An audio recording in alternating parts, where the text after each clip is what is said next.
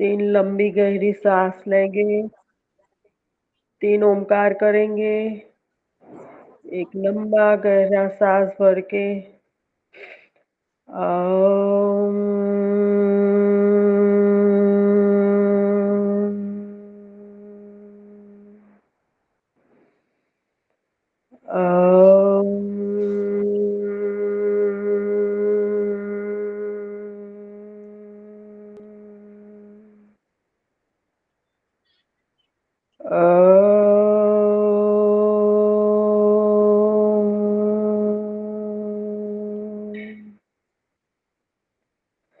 वसुदेवसुतं देवं कंसचाणूरमर्दनं देवकी परमानन्दं कृष्णं वन्दे जगद्गुरु। कृष्णं वन्दे जगद्गुरु।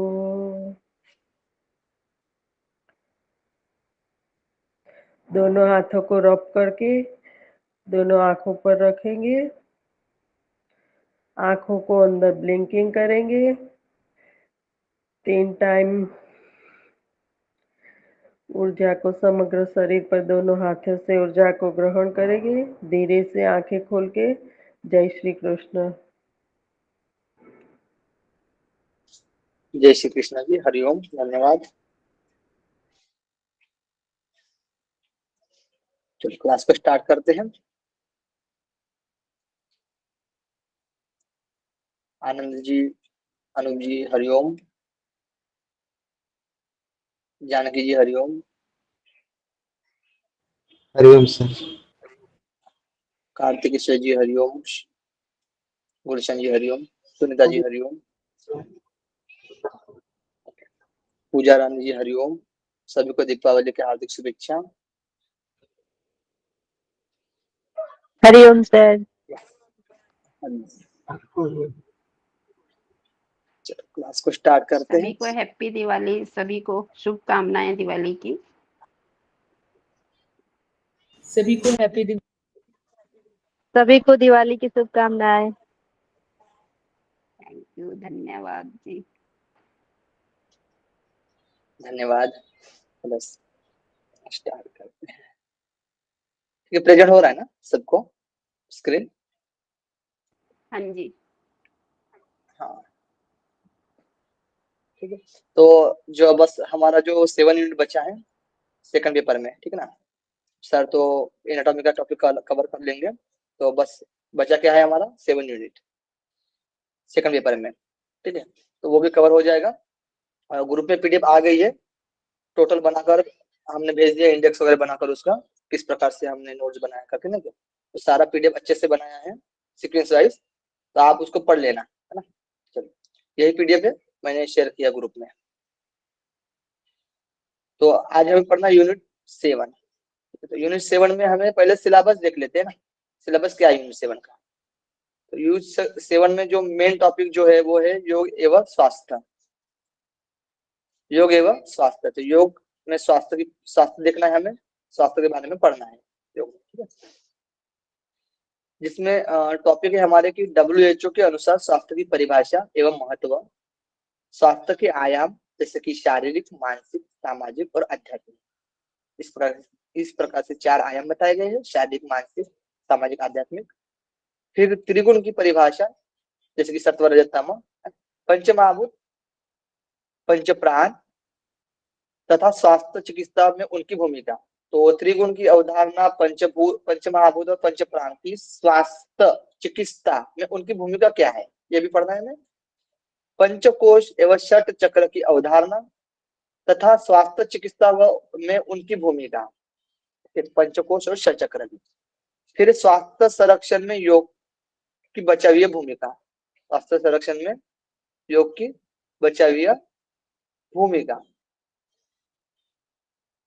इसमें है कि जीवन शैली के रूप में योग, हेयम दुखम अनागतम, हेयम दुखम अनागतम, जो आने वाले हैं उनको नाश करना है, हेयम दुख अनागतम, जो कि पातन योग सूत्र में बताया गया है, ठीक है ना।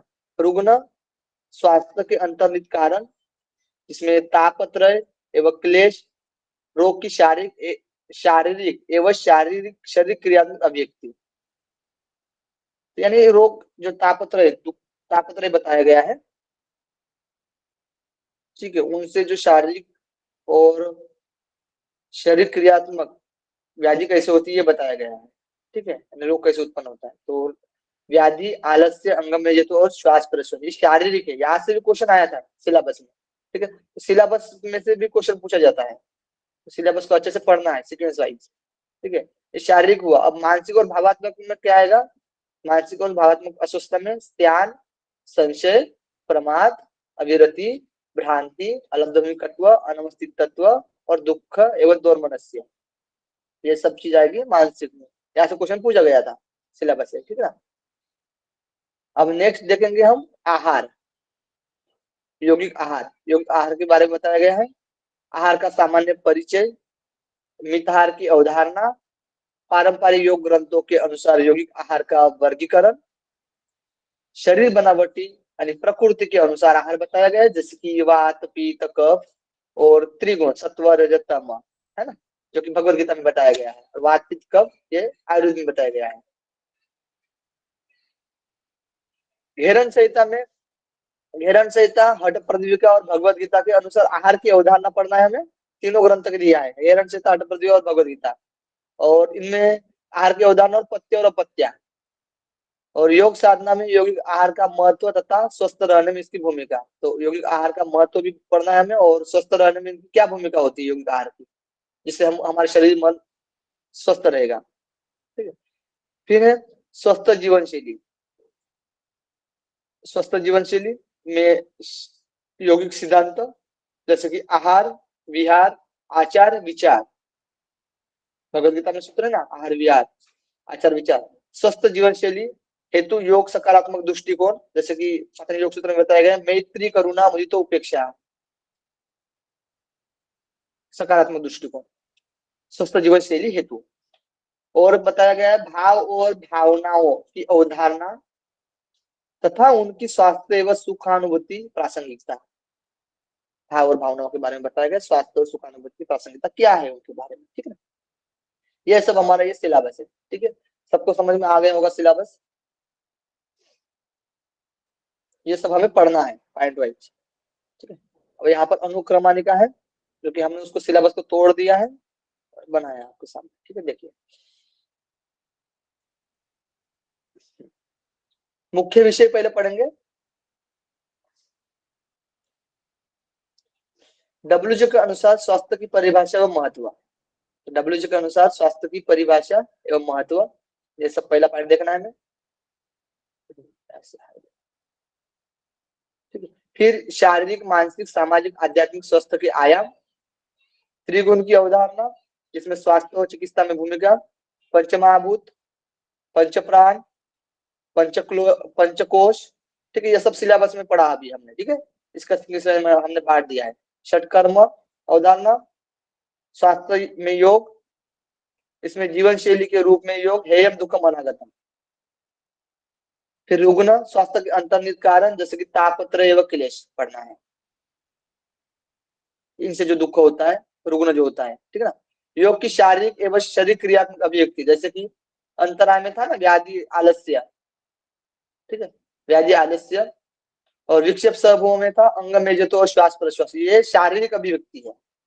ऐसे क्वेश्चन आया था, अंतराय में व्याधि, आलस्य और विक्षेप स्वभाव में अंग मेजत्व और श्वास प्रश्वास। मानसिक और भावात्मक अस्वस्थता में अंतराय में जो बताया गया कि ध्यान, संशय, प्रमाद, अविरति, भ्रांति, दर्शन, अलब्ध भूमिकत्व, अनवस्थित तत्व। और विक्षेप स्वभाव में बताया गया दुख एवं दोर्मनस्य। यौगिक आहार यानी आहार का सामान्य परिचय, मिताहार की अवधारणा, किस किस ग्रंथ में मिताहार बताया गया है, पारंपरिक योग ग्रंथों के अनुसार यौगिक आहार का वर्गीकरण, शरीर बनावटी प्रकृति के अनुसार आहार, जैसे कि त्रिदोष, वात, पित्त, कफ और गुण बताया गया सत्व, रजत, तम, यानी सात्विक, रासिक, तामसिक आहार। आहार की अवधारणा में पथ्य, अपत्य, यौगिक आहार का महत्व और स्वस्थ रहने की इसमें भूमिका, स्वस्थ रहने में इसकी भूमिका, ठीक है। घेरन संहिता के अनुसार आहार की अवधारणा, हठ प्रदीपिका के अनुसार आहार की अवधारणा, भगवत गीता के अनुसार आहार की अवधारणा। स्वस्थ जीवन शैली के यौगिक सिद्धांत जैसे आहार विहार आचार विचार, और स्वस्थ जीवन शैली हेतु योग के सकारात्मक दृष्टिकोण, जैसे कि मैत्री करुणा मुदित उपेक्षा की भूमिका, और भाव और भावनाओं की अवधारणा तथा उनकी स्वस्थ एवं शोकानुकूली प्रासंगिक। ठीक, ये सब पूरा सिलेबस में दिया है। आज ही क्लास में हमें 3 टॉपिक कवर हो जाएंगे हमारे, ठीक है, 3 टॉपिक कवर हो जाएंगे, फिर फास्ट हो जाएगा। चलिए देखो, आज हम WHO के अनुसार स्वस्थ की परिभाषा व महत्व पढ़ना है, शारीरिक मानसिक सामाजिक आध्यात्मिक स्वस्थ के आयाम और त्रिगुण की अवधारणा, ये टॉपिक में कवर करना है, ठीक है। चलो अब पढ़ते हैं। सबको समझ में आ गया? बोलिए, किसी कुछ बोलना हो तो, या फिर हम क्लास चालू करते हैं। ठीक है उर्मिला जी, ठीक है ना? हेलो, आवाज आ रही है ना? आवाज आ रही है? हाँ Yes, sir. कोई कुछ बोल ही नहीं रहा है। आहार पढ़ा रहे हो रहा, आहार तो ग्रहण नहीं कर रहे ना आप लोग? नहीं नहीं सर, सर, आवाज आ रही है। पढ़ने आ में रही लगे है हुए सर, हैं आ रही है। चलो ठीक है, सिलेबस समझ में आ गया आप लोगों को, ठीक है ना? अब WHO के अनुसार स्वस्थ की परिभाषा और महत्व पढ़ते हैं। विश्व स्वास्थ्य संगठन की स्थापना, पहले स्थापना कब हुई? विश्व स्वास्थ्य संगठन यानी WHO वर्ल्ड हेल्थ ऑर्गेनाइजेशन, ठीक है। देखिए, WHO यानी विश्व स्वास्थ्य संगठन की स्थापना 7 अप्रैल 1948, 7 अप्रैल 1948, ठीक है। आप लोग मैसेज कर लीजिएगा, मैसेज इसमें कर दीजिएगा, ठीक है, इनबॉक्स में। 7 अप्रैल 1948 में हुई थी WHO की स्थापना। इस संगठन को 22 जुलाई 1947 है ना, को स्वीकार कर लिया गया था। तो 22 जुलाई को स्वीकार किया गया था इस संगठन को, 22 जुलाई 1947 में। हाँ, गुड जानकारी है। पहली बैठक जो है ना वो 24 जुलाई 1948 में हुई, पहली बैठक WHO की पहली जो बैठक हुई थी वो 24 जुलाई 1948 में। जिसको मैसेज करना है वो मैसेज करते जाइएगा, ठीक है, ध्यान याद रहेगा आप लोगों को सभी को। 24 जुलाई 1948। इसके संविधान पर 61 देशों ने दस्तखत किए थे। कितने देशों ने? तो 61 देशों ने, 61 देशों ने दस्तखत किए थे, ठीक है, साइन किया था। विश्व स्वास्थ्य एजेंसी का मुख्यालय जो है ना, मुख्यालय वो जिनेवा में है, जिनेवा स्विट्जरलैंड में, ठीक है, जिनेवा स्विट्जरलैंड में मुख्यालय है, जिनेवा स्विट्जरलैंड में WHO का मुख्यालय। विश्व स्वास्थ्य सभा की पहली बैठक जो हुई थी 24 जुलाई 1948 में, जो कि समाप्त हो गई थी, जिसका जो अध्यक्ष था ना एड्रिजा टाम्पर, ध्यान रखना, सबसे जो पहला अध्यक्ष था एंड्रिजा टाम्पर, जो विधानसभा के पहले अध्यक्ष थे, एंड्रिजा टाम्पर, ठीक है। अभी लेटेस्ट क्वेश्चन भी आ सकता है कि WHO में जो 2023 यानी 7 अप्रैल में जो थीम बताई जाती है, ठीक है, तो थीम रखी गई है हेल्थ फॉर ऑल, ठीक है, हेल्थ फॉर ऑल, यानी WHO सार्वजनिक स्वास्थ्य में सुधार। तो थीम क्या बताई गई है? सार्वजनिक स्वास्थ्य में सुधार, यानी हेल्थ फॉर ऑल, ठीक है, जो कि 75 वर्ष थीम के तहत अपनी 75वीं वर्षगांठ है, ठीक है, मनाया जाता है, ठीक है। तो WHO सार्वजनिक स्वास्थ्य में सुधार 75 वर्ष थीम के तहत अपनी 75 वर्षगांठ है, यानी 75 वर्ष हुए अभी तक, ठीक है, 2023 तक। वर्तमान में WHO के अध्यक्ष जो है वो टेड्रोस एडनोम गेब्रियेसस, ठीक है, तो डॉक्टर टेड्रोस, याद रखना, सिर्फ इतना ध्यान रखोगे तो भी चलेगा, ठीक है, डॉक्टर टेड्रोस, डॉक्टर टेड्रोस जो वर्तमान की जो अभी अध्यक्ष है फिलहाल, हाल फिलहाल में, ठीक है ना, टेड्रोस। इनका जन्म अफ्रीका के महाद्वीप के अरिट्रिया देश में हुआ था। इनका जो जन्म हुआ अफ्रीका के महाद्वीप के अरिट्रिया में हुआ था, ये जो स्विट्जरलैंड, ठीक है, जेनेवा में है ना WHO, ठीक है, स्वास्थ्य संगठन। ये बिल्डिंग है, देखिए यहाँ पर इमेज है, ठीक है ना। चलो, विश्व स्वास्थ्य संगठन WHO ने सन 1948 में स्वास्थ्य या आरोग्य की निम्नलिखित परिभाषा। हेलो, कोई बोल रहे हैं?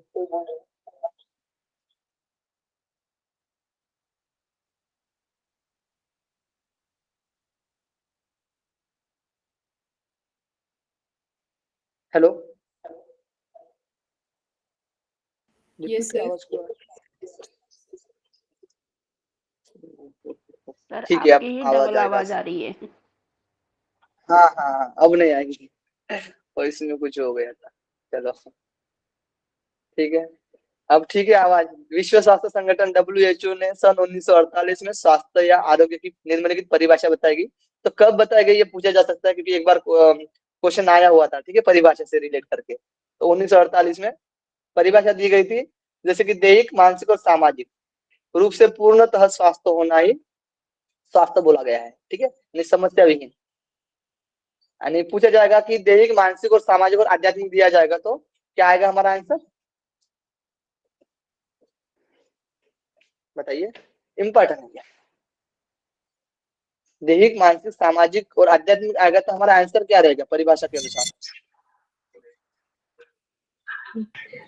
दैहिक, मानसिक, सामाजिक। हाँ, आध्यात्मिक, ठीक है, दैहिक, मानसिक और सामाजिक। लेकिन सर ये बात बोली थी कि बाद में आध्यात्मिक जोड़ लिया गया है, कि ऐसा सच है कि ये 3 ही बताने हैं? नहीं नहीं नहीं नहीं जुड़ा है। बाद में आयुर्वेद के हिसाब से दिया हुआ ना, समदोषो समग्नि, नहीं, वो मॉडल पूर्ण साइंस के, परिभाषा बताई गई उसमें। हाँ, वो तो अलग परिभाषा है, इनकी जो WHO बाद में शायद ऐड किया गया है ना। नहीं नहीं नहीं हाँ। नहीं, ओके, ठीक है, नहीं किया है। आप भी देख लीजिएगा, लगे तो सर्च करके देख सकते हैं आप लोग भी, कोई दिक्कत नहीं। ऐसे हम भी सुने थे, ठीक ना, लेकिन नहीं किया है। चलो, किसी व्यक्ति की मानसिक, शारीरिक और सामाजिक रूप से अच्छे होने की स्थिति को स्वास्थ्य कहते हैं। शारीरिक, मानसिक और सामाजिक रूप से अच्छे होने की स्थिति को क्या बोला जाता है? स्वास्थ्य बोला जाता है। भारत 12 जनवरी 1948 को WHO का सदस्य बना। क्वेश्चन पूछा जा सकता है, भारत कब बना? तो 12 जनवरी 1948 को WHO का सदस्य बना। भारत में WHO का मुख्यालय कहाँ स्थित है? ठीक है, तो कहाँ स्थित है? भारतीय मुख्यालय भारत की राजधानी दिल्ली में स्थित है। भारत की राजधानी दिल्ली में स्थित है। केंद्रीय स्वास्थ्य मंत्री डॉक्टर मनसुख मंडाविया ने स्वास्थ्य मंत्रियों के वायस, स्वास्थ्य मंत्री के जो केंद्रीय स्वास्थ्य मंत्री जो है डॉक्टर मनसुख मांडविया, इतना ध्यान रखना, केंद्रीय स्वास्थ्य मंत्री डॉक्टर मनसुख मांडविया स्वास्थ्य मंत्रियों के voice of global south summit यानी 2023 के आभासी सत्र की अध्यक्षता की, जिसका शीर्षक है, इन्होंने बताया कि लचीला स्वास्थ्य देखभाल प्रणालियों के निर्माण के लिए सहयोग करते हैं। लचीला स्वास्थ्य बताया गया है, ठीक है, तो इतना ध्यान रखना आप लोग, ये वैसे क्वेश्चन आएगा नहीं, ठीक है। मंत्री जो स्वास्थ्य केंद्रीय मंत्री जो है वो डॉक्टर मनसुख है, उन्होंने लचीले स्वास्थ्य के बारे में बोला। WHO के प्रमुख कार्य जो है वो देखिए, अंतरराष्ट्रीय स्वास्थ्य कार्य और समन्वय प्राधिकरण के रूप में कार्य करना, यानी अंतरराष्ट्रीय स्वास्थ्य कार्य करना और उसका समन्वय करना, ठीक है। और स्वास्थ्य सेवाओं को मजबूत करने के लिए विश्व के सदस्य देशों की सहायता करना। स्वास्थ्य के लिए, स्वास्थ्य सेवाओं को मजबूत करने के लिए सभी देशों की सहायता भी करनी पड़ती है। और आपातकालीन, है ना, आपातकालीन जैसे कोरोना काल, आपातकालीन समय पर सरकारों की उचित तकनीक सहायता प्रदान करना, सरकारों को उचित तकनीक भी सहायता प्रदान करना, ठीक है। जैसे आपातकालीन जैसे कोरोना महामारी आ गया है ना, इस प्रकार से तो सरकारों को उचित तकनीक और सहायता प्रदान करना WHO का ये कार्य है। संयुक्त राष्ट्र के अनुरोध पर विशेष समूह को स्वास्थ्य सेवा और सुविधाओं के लिए सहायता प्रदान करना, तो सेवा और सुविधा प्रदान करना संयुक्त राष्ट्र के अनुरोध पर। ये क्लियर हुआ आप लोगों को WHO? किसी को कोई डाउट हो तो पूछ सकते हो, ठीक है ना। WHO के अनुसार स्वास्थ्य की परिभाषा और महत्व। सिंपल, जितना इंपॉर्टेंट था उतना सारा निकाल लिया हमने और इसमें एक जगह पर रख दिया। ठीक है, अब पढ़ते हैं स्वास्थ्य के आयाम। सब लोग थंब कर लीजिएगा। स्वास्थ्य के आयाम में शारीरिक, मानसिक, सामाजिक और आध्यात्मिक, ये पढ़ना है हमें। तो सबसे पहले हम शारीरिक स्वास्थ्य पढ़ेंगे। शारीरिक स्वास्थ्य में शरीर के बाह्य तथा आंतरिक अंग सामान्य रूप से कार्य करते रहते हैं। तो बाह्य और आंतरिक अंग क्या करते हैं, सामान्य रूप से कार्य करते रहते हैं और शारीरिक स्वास्थ्य अच्छा माना जाता है। तो उसे मतलब अच्छे से काम कर रहे हैं हमारे शरीर के बाह्य और आंतरिक अंग, तो इसे शारीरिक स्वास्थ्य अच्छा माना जाता है। महाभारत के शांति पर्व के अनुसार बताया गया 16:11 में कि शीतोष्णो चैव वायुश्च त्रयः शरीरजा गुणाः तेषां गुणानां साम्यं यत्र दाहु स्वस्थ लक्षणम। स्वस्थ के लक्षण बताए गए शारीरिक शरीर भाई, जो कि हमारे सिलेबस में भी है ना, महाभारत के शांति पर्व। ठीक है, तो ये इंपॉर्टेंट है हमारे लिए। शीतोष्णो चैव वायुश्च त्रय शरीरजा गुणाः तेषां गुणानां साम्य यत्र दाहु स्वस्थ लक्षणम। अर्थात सर्दी, गर्मी और वायु यानी वात, पित्त, कफ, यह 3 शारीरिक गुण है। सर्दी, गर्मी और वायु, यह 3 शारीरिक गुण है। इन तीनों का साम्यावस्था में रहना ही स्वास्थ्य का लक्षण बताया गया है। ठीक है, यानी वात, पित्त, कफ, इनका साम्यावस्था में रहना ही स्वास्थ्य का लक्षण बताया गया है महाभारत के अनुसार। चरक संहिता के तृतीय अध्याय में बताया गया है कि तस्य प्रकृति रुदिष्टा दोषा शरीर मानसाः देहिनम नहीं निर्दोषः शाह ज्वर समुच्चस्त्रेते।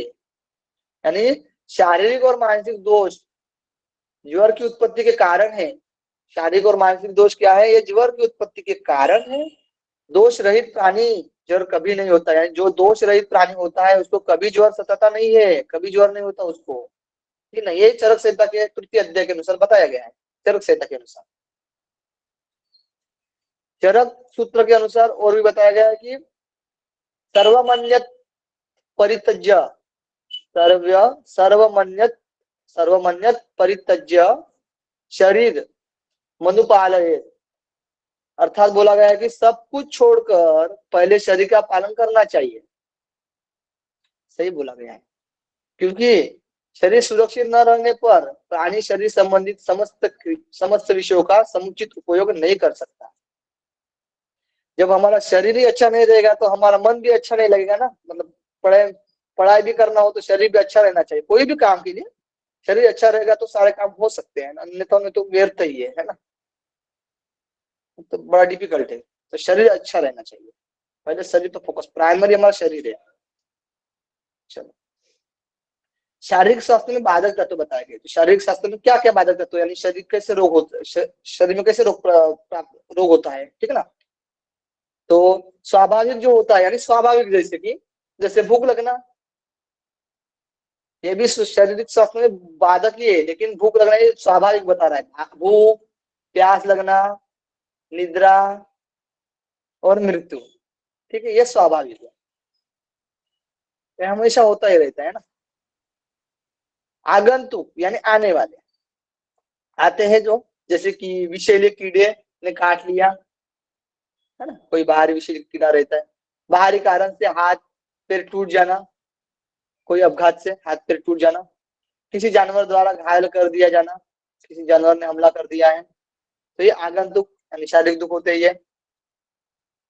जिसको हम क्या बोलेंगे, जिसमें दुख त्रय विभाग बताया गया था सांख्य दर्शन में, आदि भौतिक, आदि भौतिक गुड।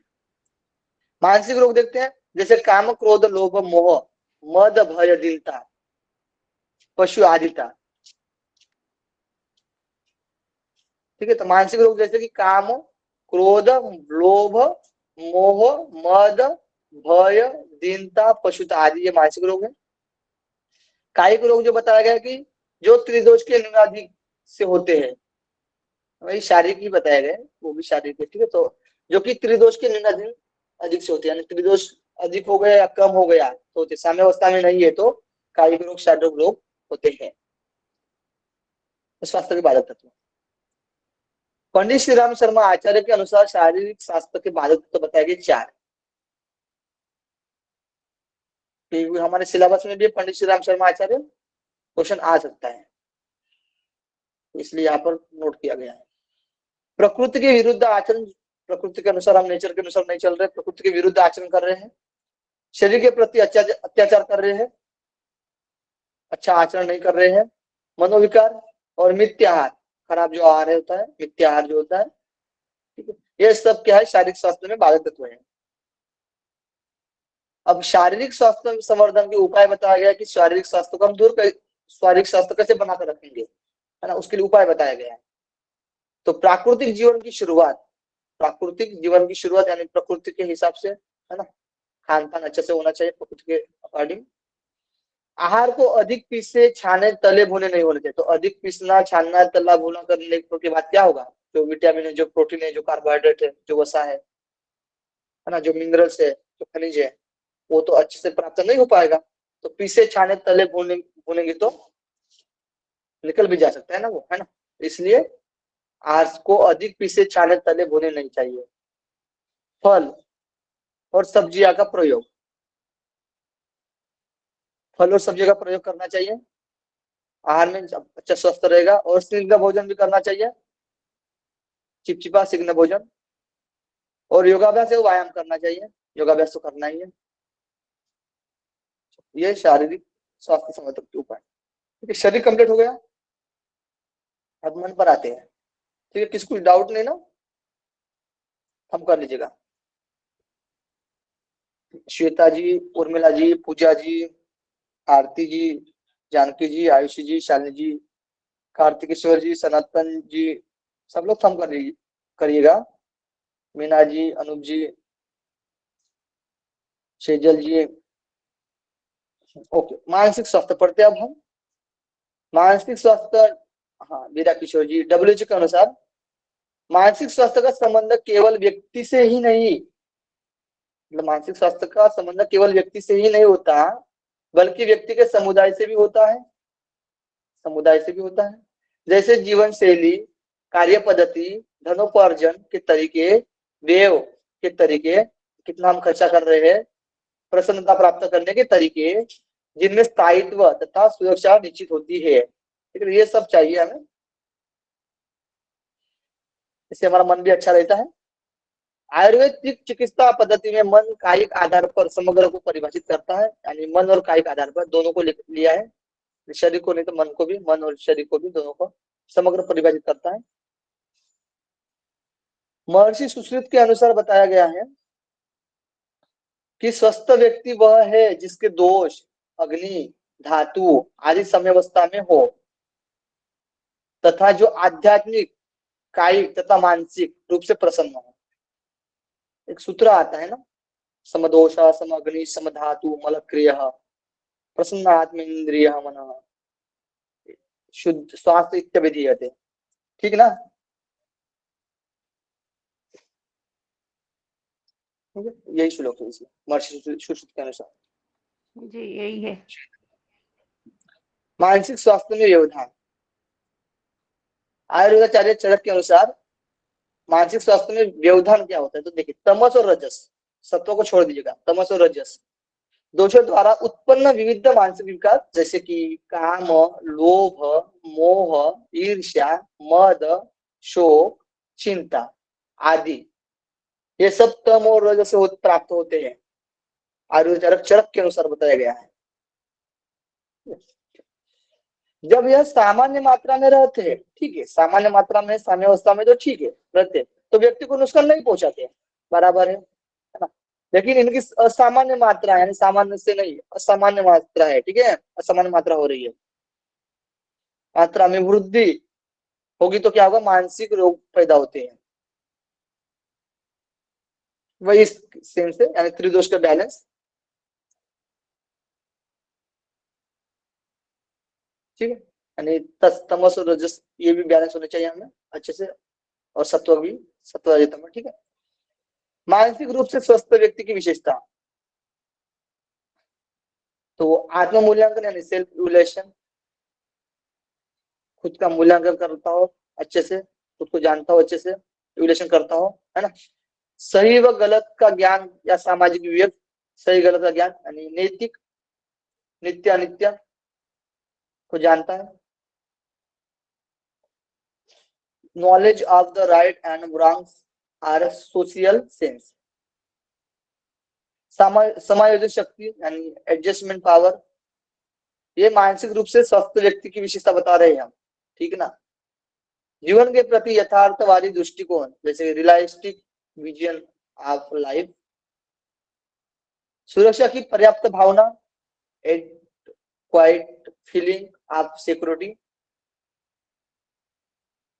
समन्वित व्यक्तित्व यानी इंटीग्रेटेड पर्सनैलिटी, ये सब स्वस्थ व्यक्ति की विशेषता बताई गई है। सामाजिक स्वास्थ्य पढ़ते हैं, मानसिक स्वास्थ्य समझ में आ गया सबको, किसी कुछ भी डाउट हो तो पूछ सकते हो आप लोग, मोटा मोटा आप लोगों को सब बता रहे हैं, ठीक है ना। किसी कुछ डाउट हो तो बता सकते हो। फिर सोशल हेल्थ पर आएंगे, सामाजिक स्वास्थ्य। सामाजिक स्वास्थ्य से तात्पर्य है जिसमें व्यक्ति, समूह और परिवार में श्रेष्ठता, यानी समूह और परिवार में भी श्रेष्ठता, सुसंस्कारिता हो, वातावरण में स्वच्छता, सभी के मन में कल्याण के भाव होना हो, है ना। और जिस समूह परिवार में यह गुण होंगे, वे जिस समुदाय और परिवार में ये गुण होंगे, जैसे कि सुसंस्कारिता, परिवार में श्रेष्ठता, वातावरण में स्वच्छता, है क्या, सभी के मन में कल्याण के भाव हो, ये समूह परिवार में यह गुण होंगे, वह अपने वातावरण को भी परिष्कृत करेंगे, जिससे हमारा समाज स्वस्थ रहेगा, यानी वातावरण को भी दूषित नहीं करने देंगे, होने नहीं देंगे, है ना। तो हमारा समाज कैसे रहेगा, स्वस्थ रहेगा। सिंपल सी डेफिनेशन दी, परिभाषा और भी परिभाषा देखते हैं कि जिन मनुष्य में मैत्री, करुणा, मुदित, उपेक्षा, ध्यान रखिएगा, ठीक है, सामाजिक में बताया गया है, इस सामाजिक शास्त्र में मैत्री, करुणा, मुदित, उपेक्षा के भाव है, उनका मन निर्मल हो जाता है। उनका मन कैसा हो जाता है, निर्मल हो जाता है, और चित्त शुद्ध हो जाता है। चित्त कैसे हो जाता है, शुद्ध हो जाता है। ऋग्वेद के अनुसार परिभाषा बताई गई 10, 15, 12 में, साथ साथ मिलकर चलो, मिलकर बोलो, तुम्हारी मानसिक भावनाएं समान हो, जैसे पहले देवता लोग मिलजुल कर विचार और कार्य करते थे, वैसे ही तुम भी करो। क्या बोला गया कि साथ साथ मिलकर, है ना, सामाजिक स्वास्थ्य है। तो सामाजिक स्वास्थ्य में क्या होगा कि साथ साथ मिलना है, मिलकर चलना है, मिलकर बोलना है ना, मिलकर भावना होनी चाहिए। जैसे कि पहले देव करते थे, मिलजुल काम करते थे, विचार करते थे, वैसे ही हम लोगों को भी करना है। ये सामाजिक स्वास्थ्य बताया गया है। ठीक है, अब सामाजिक स्वास्थ्य के स्वरूप देखते हैं। स्वरूप क्या है,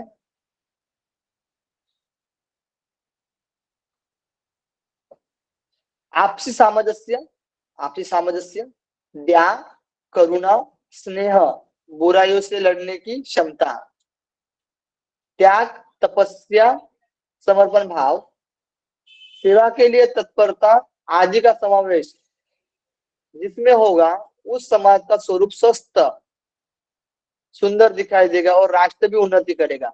यानी ये सब जो विशेषता है ना, ये जिनमें पाए जाएंगे, जिस समाज में पाया जाएगा, है ना, तो क्या होगा, समाज का स्वरूप भी स्वस्थ होगा और राष्ट्र भी उन्नति करेगा। ठीक है,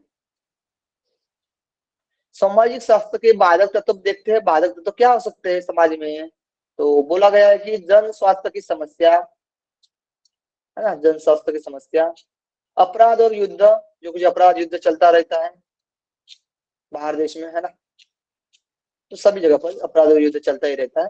ये सब समाज के बाधक तत्व है।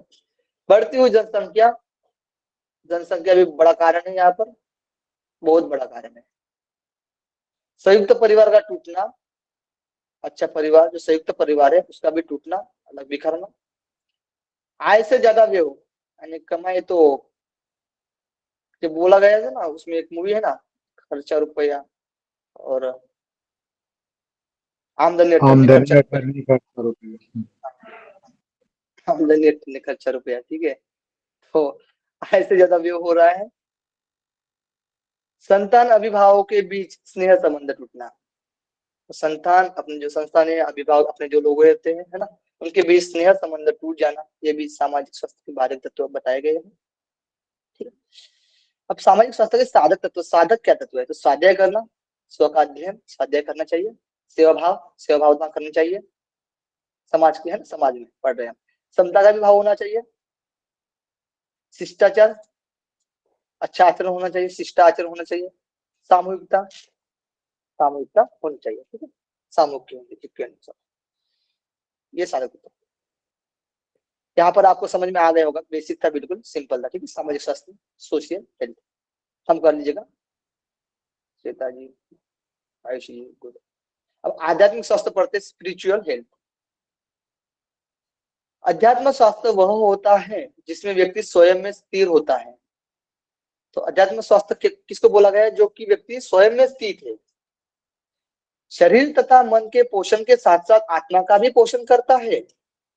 मतलब शरीर और मन के पोषण के साथ साथ क्या करता है? वो आत्मा को भी, है ना, आत्मा को भी वैल्यू दिया है, उसका भी पोषण करता है, यानी उसकी भी उन्नति करने में कार्य में लगा रहता है। ठीक है, अध्यात्म ही एक ऐसा विज्ञान है, अध्यात्म ही कैसा विज्ञान है? तो ऐसा विज्ञान है जिसकी विभिन्न तकनीकों द्वारा शारीरिक, मानसिक, सामाजिक, आध्यात्मिक उन्नति की जा सकती है। देखिए कितना बड़े बात है।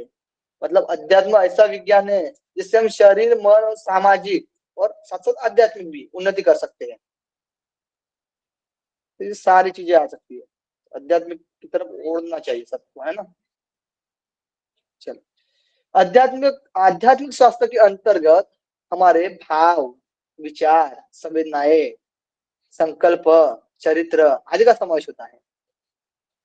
तो आध्यात्मिक स्वास्थ्य के अंतर्गत भाव, विचार, संवेदनाएं, संकल्प, चरित्र आदि का समावेश होता है। व्याकरण की दृष्टि से हम अध्यात्म को तोड़ के बताएंगे। तो व्याकरण की दृष्टि से आत्मनिष्ठ दृष्टि विग्रह के द्वारा अव्ययी भाव समास करके अध्यात्म शब्द की निष्पत्ति हुई है, जिसका अर्थ होता है आत्मा में स्थित, यानी अध्य और आत्मा। ठीक है, तो आत्मा में स्थित। अध्यात्म विद्या के दो प्रयोजन बताए गए। प्रयोजन क्या है? दो तो बताया गया है कि एक अंतराल की प्रसुप्त विभूतियों का जागरण, यानी वो प्रसुप्त है, यानी सुप्त है। ठीक है, मतलब हमारे अंदर ही है, बस उसको जागृत करना है, विभूतियों को, आंतरिक जो विभूति है उसको जागृत करना है। जो पातंजलि सूत्र में बताया गया था ना, कंटकूपे शिक्षुपासा निवृत्ति ही कुर्मनाड्यम स्थैर्यम, कुर्मनाड्य से स्थिरता आती है। जो कुछ विभूतियां बताई गई उसका जागरण करना है हमारे अंदर के, है ना, अंतरात्मा को जानना है। और अनंत ब्रह्मांड में समव्याप्त ब्राह्मी चेतना का अनुग्रह अवतरण करना है, यानी जो अनंत ब्रह्मांड में क्या है? समव्याप्त ब्राह्मी चेतना है, ब्रह्म की जो चेतना है ना, उसका अनुग्रहण करना है। यह भी प्रयोजन है अध्यात्म का। यानी हम ऐसे समझ सकते हैं सिंपल भाषा में, आत्मा और परमात्मा को जानना है हमें, है ना, अपने खुद को, आत्मा को, ब्रह्म को जानना है। अध्यात्म का स्वरूप देखते हैं। अध्यात्म की त्रिवेणी 3 धाराओं में प्रवाहित होती है, यानी 3 स्वरूप बताई गई, त्रिवेणी बताई गई है। जैसे कि पहला है प्रेम, अध्यात्म की त्रिवेणी है ना, स्वरूप पूछा जाएगा क्वेश्चन में, तो प्रेम, ज्ञान और बल। सिंपल है, पहले प्रेम करेंगे, ज्ञान मिलेगा, है ना, मतलब ऐसे बता रहे हैं हम। ठीक है, सीक्वेंस है, प्रेम करेंगे यानी हम अच्छे से दिल से हम पढ़ाई पर प्रेम करेंगे, है ना, प्रेम पूर्वक किसी पर भी हो, भगवान पर हो, प्रेम करेंगे तो ज्ञान में उन्नति होगी। भगवान पर प्रेम करेंगे तो ज्ञान में उन्नति होगी, और ज्ञान में उन्नति होगी तो बल की प्राप्ति होगी। ठीक है ना। इन तीनों का संतुलन अभिवर्धन करने से ही कोई समग्र आध्यात्मवादी हो सकता है। यानी आध्यात्मवादी बनने के लिए इन तीनों का संतुलन होना चाहिए हमारे जीवन में।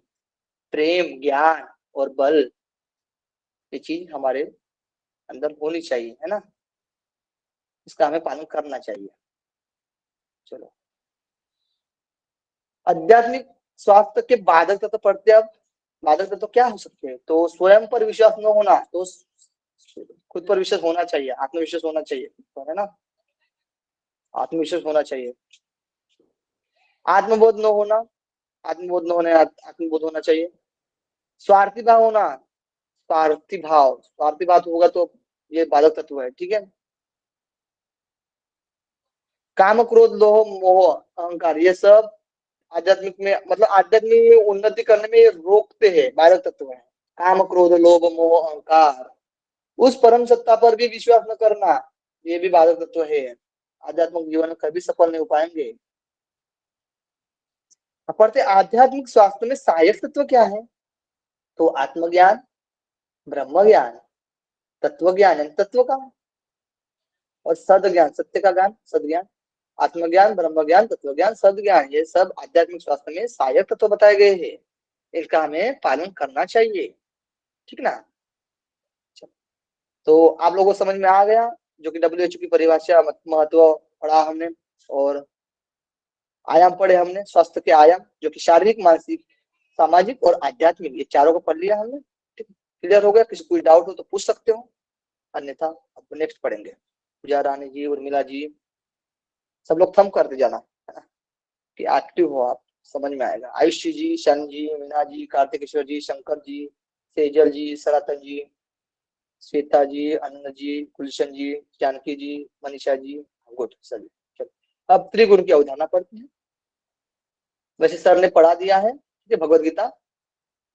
भगवत गीता के अनुसार हमें त्रिगुण की अवधारणा पढ़ना है, सत्व, सात्विक, राजसिक और तामसिक। वैसे सर ने तो पढ़ा दिया है, लेकिन यहाँ पर फिर से थोड़ा सा देख लीजिएगा ओवरव्यू।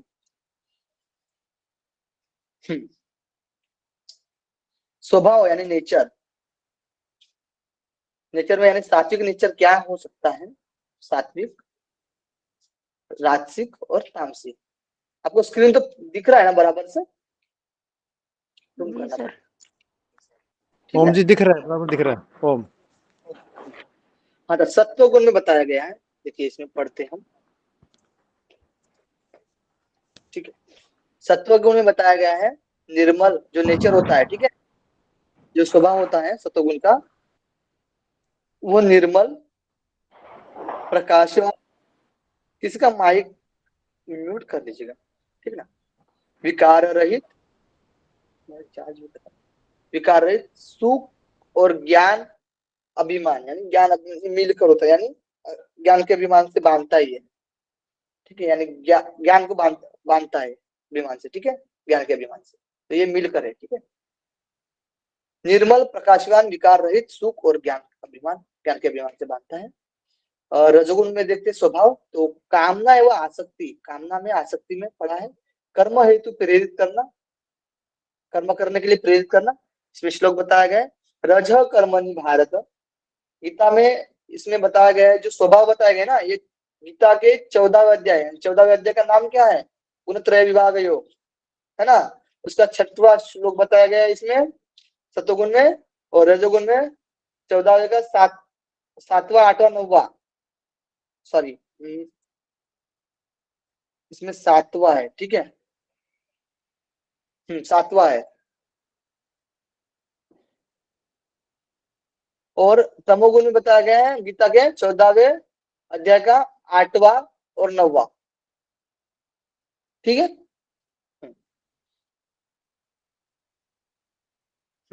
चलो, तो अब तमोगुण देखते हैं। प्रमाद, आलस्य, निद्रा, प्रमाद, आलस्य, निद्रा तथा ज्ञान को ढककर प्रमाद में लगाता है, यानी प्रमाद होता है आलस्य, प्रमादी, आलस्य, निद्रा, ज्ञान को ढकता है और प्रमाद में रहता है। श्लोक बताया गया, ज्ञान मावृत्य तू तमह प्रमादे, ये स्वभाव है, सिंपल है। अब वृत्तियां देखते हैं, वृत्तियां क्या है, सत्वगुण, रजगुण और तमोगुण। तो सात्विक वृत्तियां देखते हैं, तो सात्विक वृत्तियां देह, अंतकरण तथा इंद्रिय में चेतनता और वियोगशीलता, श्रेष्ठता का वर्णन करता है। ये बताया गया है 17वें अध्याय के 4था नंबर। 17वां अध्याय का नाम बताइए, 4था श्लोक बताया गया, 17वां अध्याय का 4था नंबर श्लोक। मोक्ष संन्यास योग। अरे यार गड़बड़ कर दिया, श्रद्धात्रय का योग, श्रद्धात्रय, श्रद्धात्रय। विभाग योग, ध्यान रखना। मोक्ष संन्यास योग ये जो 18वां नंबर है, ठीक है ना, मोक्षण इज लास्ट। यस सर, गलत। लास्ट में। और कोई बात नहीं, चलो वृत्तियां बताया गया, देह, अंतकरण तथा इंद्रियों में चेतनता और वियोगशीलता, श्रेष्ठता का वर्ण, ये बताया गया है सत्वगुण की वृत्तियां बताई गई। ठीक है, 17वें के 4 नंबर सूत्र पर। अब रजोगुण देखते, लोभी होता है, सबको पता है, स्वार्थ बुद्धि का है, और सकाम भाव तथा अशांति और विषय भोगी, रागात्मक यानी आसक्ति में यह क्रियाशील होता है। ठीक है, सकाम भाव, एक मिनट, इसमें सकाम भाव नहीं आएगा, ये गलत है। ठीक है, ये सकाम भाव नहीं आएगा। तो अशांति, विषय भोगी और रागात्मक यानी आसक्ति और क्रियाशील रहता है। क्रियाशील रहता है लोभी, ये क्वेश्चन आया था, लोभ और क्रियाशील, लोभ और काम। ठीक है ना। अब तमोगुण का पढ़ते अंतकरण, यहाँ से क्वेश्चन बनना ही आपका। ठीक है, 100% बनेगा यहाँ से क्वेश्चन, इतना ध्यान रखना आप लोग। तमोगुण, तमोगुण में जो वृत्तियां बताएगी, अंतकरण, इंद्रिया में अप्रकाश, अंतकरण और इंद्रिया में क्या होता है, अप्रकाश होता है, यानी प्रकाशित नहीं रहता है। कर्तव्य कर्मों में अप्रवृत्ति, प्रवृत्त नहीं रहता है, अप्रवृत्ति होती है कर्तव्य कर्मों में। और प्रमाद तथा दंभ एवं अहंकार के वशीभूत होता है, दंभित होना, प्रमाद और अहंकार के वशीभूत होता है। ये 14वें अध्याय के 13 नंबर श्लोक में बताया गया है, जो कि गुणत्रय विभाग योग में बताया गया है, 13 नंबर श्लोक। ठीक है, और ये जो रजोगुण का बताया गया था 14 नंबर के 14वें अध्याय के 12 नंबर। ठीक है, और ये जो वृत्तियां बताई गई है 17वें के 4 नंबर पर। अब आहार पढ़ते हैं इनके अनुसार, सत्व रजत तमो के अनुसार आहार, आहार हमें पढ़ना है, कलर दूसरा देखिए, डाइट। चलो, तो सत्व गुण का जो आहार है क्या करता है, आयु, बुद्धि और बल, आरोग्य, सुख और प्रीतिकर, रस युक्त, चिकने और स्थिर, यहाँ से क्वेश्चन आया था ना, स्थिर आया था, है ना, सर करवाए थे, स्थिर, चिकने तथा मन को प्रिय, मन को भी प्रिय लगने वाले, ये आहार होने चाहिए। आयु बुद्धि वर्धक, है ना, आयु बुद्धि बल आरोग्य देने वाले, सुख और प्रीतिकर होने वाले, रस युक्त होने चाहिए, चिकने होने चाहिए, स्थिर होने चाहिए तथा मन को भी प्रिय होने वाले चाहिए। ये सात्विक आहार बताया गया है। अब रासिक आहार देखते हैं, तो रासिक आहार कैसे, कड़वे, खट्टे, लवण युक्त, बहुत गरम, तीखे, रूखे, दाहकारक और दुख चिंताकारक, दुख देने वाले, दुख चिंताकारक वाले, ये सब रासिक आहार है। ठीक है, तो आहार का जो बताया गया ना, श्लोक नंबर भी ध्यान रखना आप लोग, ये इंपॉर्टेंट है। जो सात्विक का था 17वें के शताद्रय विभाग में 8 नंबर, और रासिक का था 17वें के 9 नंबर, और तामसिक का है 17वें के 10 नंबर। ठीक है, तो कड़वे, खट्टे, लवण युक्त और बहुत गर्म, तीखे, रूखे, दाहकारक और दुख चिंताकारक। तामसिक आहार पढ़ते हैं हम। तामसिक आहार में बताया गया है कि अधपका यानी अधपका है, कम पका है, और रस रहित है, रस भी नहीं उसमें, सूखा है ना, दुर्गंध युक्त है, कैसे दुर्गंध है, दुर्गंध आ रही है, बासी है यानी सड़ा है, उच्छिष्ट यानी झूठा है। ठीक है, कैसा झूठा है, और अपवित्र, पवित्र नहीं है, अपवित्र है। ये सब तामसिक प्रवृत्ति के लोगों का आहार है। ठीक है, आप मुझे बताइए, आपसे क्वेश्चन है, हठ पदविका में रासिक और तामसिक आहार को कैसे डिनोट करेंगे, इसके अनुसार बताइए, बताइए। हठ पदविका के आहार, पथ्य और अपथ्य, पथ्य और अपथ्य। हम बोल रहे हैं तामसिक और रासिक आहार को बोले। ठीक है, पथ्य और अपथ्य कहाँ आया इसमें, पथ्य कहाँ आया इसमें, अपथ्य ठीक है, लेकिन पथ्य कहाँ है। मतलब तामसिक और राजसिक अपथ्य में आ जाएंगे, पथ्य में सिर्फ सात्विक आएंगे। हाँ, पथ्य में सात्विक आएगा, गुड, और अपथ्य में ये रासिक और तामसिक आएगा। ठीक है, लेकिन अब इस अपथ्य में भी नोट करिए ना, मतलब फर्क करिए इसमें, बताइए। आहार तो पढ़े होंगे ना, आपको पता होगा ना आहार। जो पहले लाइन में अपत्य आहार बताया गया था ना, कड़वे, खट्टे, लवण, अम्ल, ठीक है, गरम, तीखे, कटु, अम्ल, लवण, तिक्त बताया गया था ना। कटु, अम्ल, ये तिक्त, सब, लवण का है ये करके। हाँ, तो ये लास्ट राजस्व में आएंगे। और जो लास्ट में बताया गया था, फिर से गर्म किया हुआ, बासी, अध्यापका, ये सब बातें बताई थी ना नेक्स्ट लाइन में, तो ये तामसिक आहार में आएगा। ठीक है, क्लियर हुआ? वहां से भी क्वेश्चन पूछा जा सकता है तामसिक को लेकर। अपत्य तो आएगा, लेकिन उसमें भी हमें फर्क जानना है। चलो गुण पढ़ते, क्वालिटी।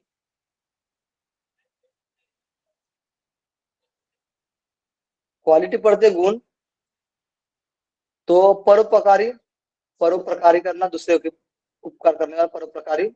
अनासक्त एवं श्रद्धा युक्त, अनासक्त आसक्ति रहित और श्रद्धा युक्त होता है, ये सात्विक साधक बताया गया है। जो कि सात्विक साधक की ये गुण क्वालिटी होती है, जो कि गीता के 17वें अध्याय के 17 नंबर श्लोक में बताया गया है। ठीक है, और राजसिक वाला जो बताया गया है 17 नंबर के 17वें अध्याय के 12 नंबर में, और तामसिक वाला जो बताया गया है 17वें अध्याय के 13 और 14 नंबर में। तो सात्विक जो गुण होता है सात्विक साधक के, जो परोपकारी होता है, अनासक्त होता है एवं श्रद्धा युक्त होता है।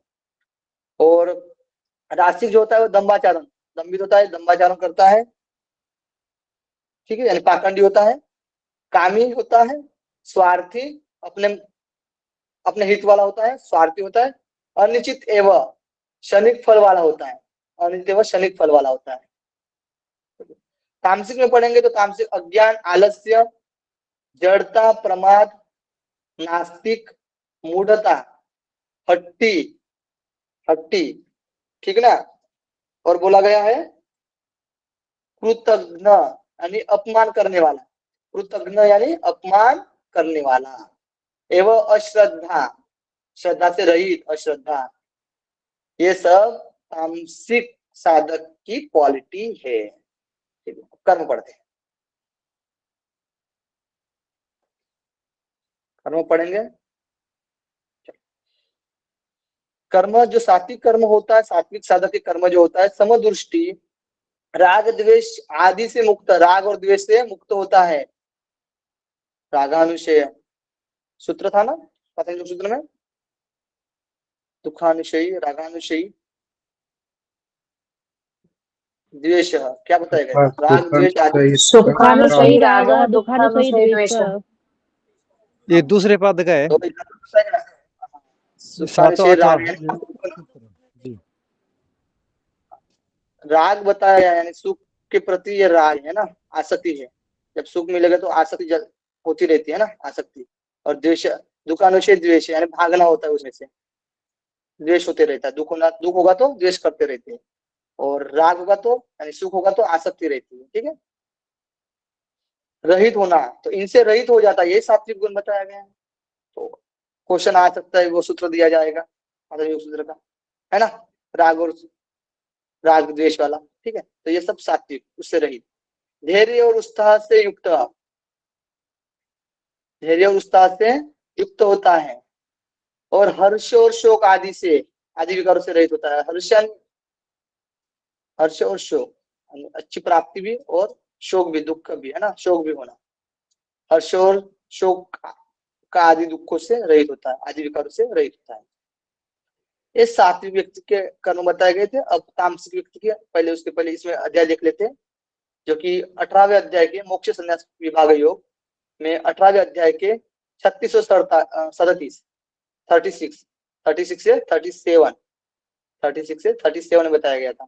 ठीक है, अब पढ़ते हैं राजसिक में, जो कि गीता में 18वें अध्याय के 21, 24 और 27 में बताया गया है। राजसिक कर्म बताया गया है, जैसे कि असमान भाव होता है, परिश्रमी, भोगी, अरे टाइम हो गया, चलो। असमान भाव, परिश्रमी, भोगी, अहंकारी, आसक्ति, लोभी, ठीक है, दूसरों को कष्ट देने वाला, दूसरों को कैसे कष्ट देने वाला, और अशुद्धिचारी, और हर्ष शोक आदि से लिप्त होता है। ये सब राजसिक व्यक्ति बताए गए हैं। ठीक है, और तामसिक बताया गया देहाभिमानी, अविवेकी, घमंडी, धूर्त, शोकाकुल, आलसी और दीर्घसूत्री। ठीक है, आवश्यकता से अधिक बोलता है ना, आवश्यकता से अधिक कार्य करता है, तो दीर्घसूत्री।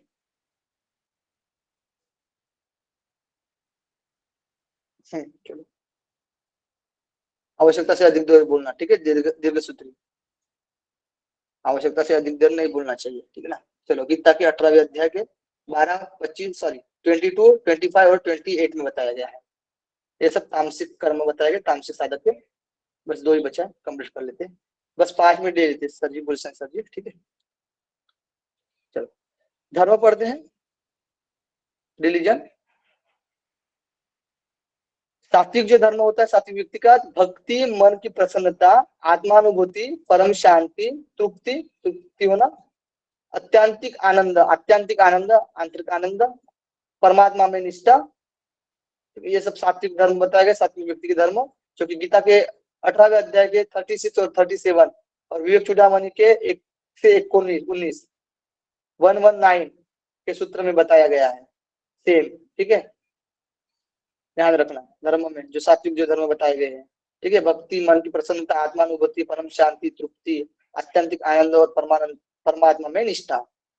राजसिक व्यक्ति के जो धर्म बताया गया कि आसक्ति से धर्म होता है, अर्थ और कामनाओं का वरण तथा निद्रा, भय, चिंता, दुख तथा उन्मत्तता को प्राप्त होता है। तो भय, चिंता और दुख तथा क्या कहते हैं, उन्मत्तता, यानी ये उन्मत्तता का मीनिंग होता है पागल, है ना, बावला, सनकी होता है, ठीक है। भय, चिंता, दुखी तथा उन्मत्तता को प्राप्त होता है। ये गीता के 18वें अध्याय के 34 और 35 में बताया गया है। अब पढ़ते तामसिक व्यक्ति के धर्म जो बताए गए हैं कि दुष्ट बुद्धि वाला, निद्रा, भय, चिंता, दुख तथा उन्मत्तता का धारक, दुख तथा कैसे, उन्मत्तता का धारक, अज्ञान, आलस्य, जड़ता, मूढ़ता तथा निद्रालुवत, स्तंभवत, एक जगह पर रहने वाला, पाषाणवत यानी रूढ़िवादी वाला, ये सब तामसिक वाला बताया गया है, ठीक है। स्तंभवत यानी एक जगह पर रहने वाला, पाषाणवत यानी रूढ़िवादी वाला। गीता के 18वें अध्याय के 35 नंबर श्लोक में बताया गया है। अब परिणाम, रिजल्ट सात्विक व्यक्ति का, तो भजन, ध्यान और सेवा आदि आरंभ काल में विषय तुल्य तथा परिणाम में अमृत तुल्य। तो आरंभ में कैसा लगता है, विषय तुल्य लगता है, लेकिन परिणाम में अमृत तुल्य, है ना। अच्छे से पहले खास अच्छे से मेहनत कर लिए, है ना, तो बाद में तो अमृत ही अमृत मिलने वाला है, ठीक है ना। चलो तो गीता के 18वें अध्याय के 36 के 37 अध्याय में बताया गया है, सॉरी श्लोक में बताया गया है, 18वें अध्याय के 36 से 37 श्लोक में बताया गया है परिणाम, रिजल्ट। अब आते हैं रास्तिक में बताया गया विषय और इंद्रिय के सुख से सहयोग, इंद्रिय और विषयों में सुख का सहयोग होना, और पहले भोग काल में क्या होता है, अमृत तुल्य लगता है पहले में तो, लेकिन तथा परिणाम में विषय तुल्य होता है। जैसे खाना जो होता है, तामसिक जो खाना होता है, लगने में तो स्वादिष्ट लगता है, लेकिन बाद में क्या होता है, अच्छे से पचता भी नहीं है ना, पूरा सिस्टम खराब हो जाता है। ये सब नहीं करना है। चलो परिणाम, आलस्य वाला बताया, तामसिक व्यक्ति का जो रिजल्ट होता है, निद्रा, सोना ज्यादा पसंद है उसको, आलस्य, प्रमाद में रहना, और प्रमाद से उत्पन्न सुख मिलता है ना, प्रमाद से उत्पन्न सुख होता है वो। भोग काल तथा परिणाम दोनों काल में आत्मा को मोहित करने वाला, सब मोह जाल में फंसा होता है ये तामसिक व्यक्ति, सब भारी रिजल्ट है, मतलब पूरी तरीके से फंसा हुआ है, आत्मा को नहीं जान रहा है, ठीक है। 18वें अध्याय के 39 श्लोक में बताया गया है, ठीक है। यहाँ तक हमारा कंप्लीट हो जाता है, फिर कल से नेक्स्ट टॉपिक करेंगे, कल से थोड़ा सा फास्ट करवा देंगे। ये सब पढ़े हुए हैं, इसमें जो 7 यूनिट जो है ना, समझ लीजिएगा आप लोग 60% ऑलरेडी पढ़े हैं, 70% पढ़े हैं, ठीक है। कितना परसेंट, 70% आप लोग पहले ही पढ़ा दिया है, बस 30% जो है थोड़ा सा नया है, ठीक है ना। आवाज आ रही है सबको, तो आपको पीडीएफ दिया है, उसको पढ़ लीजिएगा एक बार, ठीक है। चलो ठीक है, सबको क्लियर हो गया होगा आशा करते हैं। हरिओम सभी को, धन्यवाद, सबका मंगलमय हो। हरिओम हरिओम। हरिओम सर। हरिओम। एक रिकॉर्डिंग बंद कर लेते हैं, गुलशन सर की क्लास होगी।